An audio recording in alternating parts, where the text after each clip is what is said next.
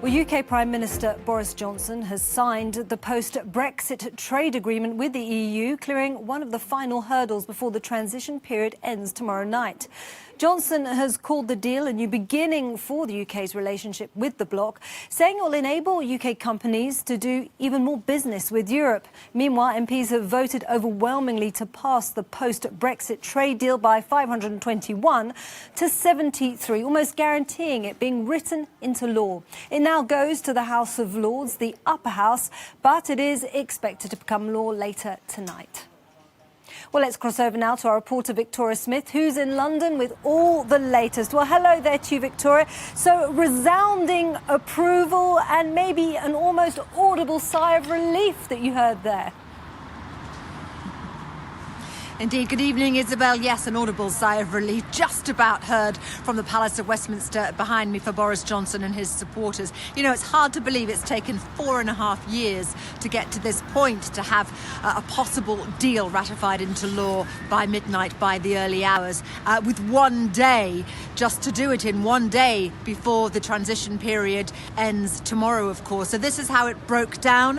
521 for, 73 against. 2 Conservatives abstained, 1 Labour MP voted against, 36 Labour MPs didn't vote or abstained, including 3 front benchers, and the ex-Labour MP Jeremy Corbyn, he decided to abstain from voting as well.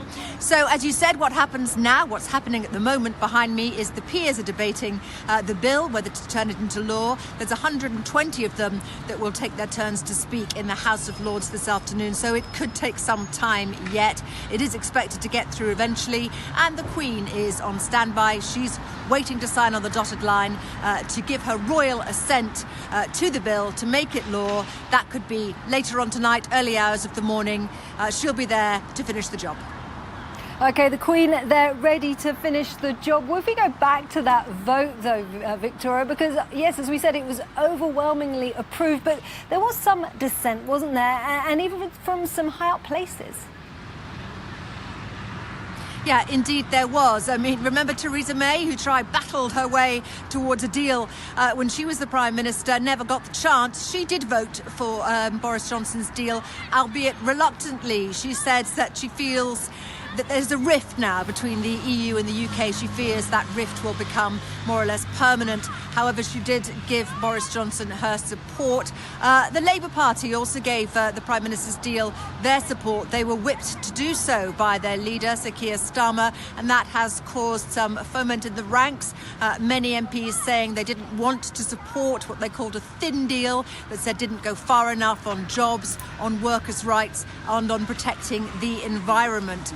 So various Labour front benchers included there, including John McDonnell and Diane Abbott. All other members of the Labour Party, as I told you when I broke down the figures, did give their support.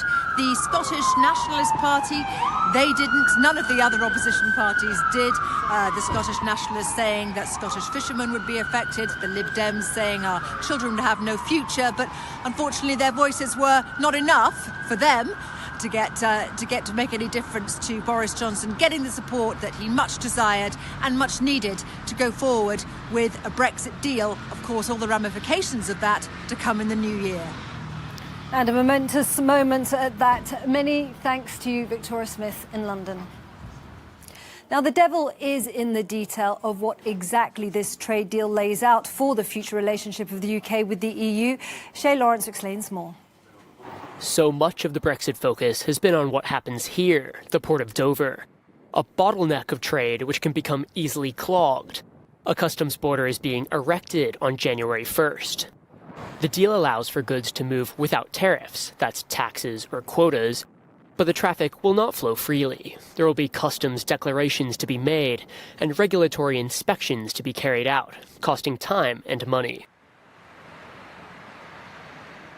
The free trade agreement barely discusses Britain's biggest industrial sector, services, the professional work done by men and women in suits. No longer will they automatically be able to provide those services across Europe or be sure that their qualifications are recognized. And while London is Europe's biggest provider of financial services, permission for it to continue into the EU is not part of the deal. Freedom of movement between the UK and EU is over. Immigrants will need visas. Tourists will have time limits on their stays.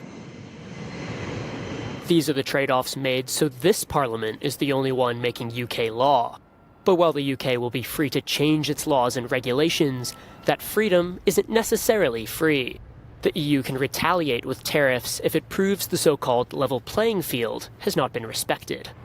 Some say the ultimate trade-off has been Northern Ireland, which will effectively remain part of the EU customs territory.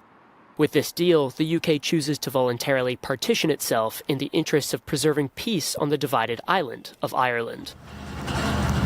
The fishing industry dominated throughout talks, with Britain insisting it must control its waters. Over the next 5.5 years, the EU will gradually reduce its catch by a quarter.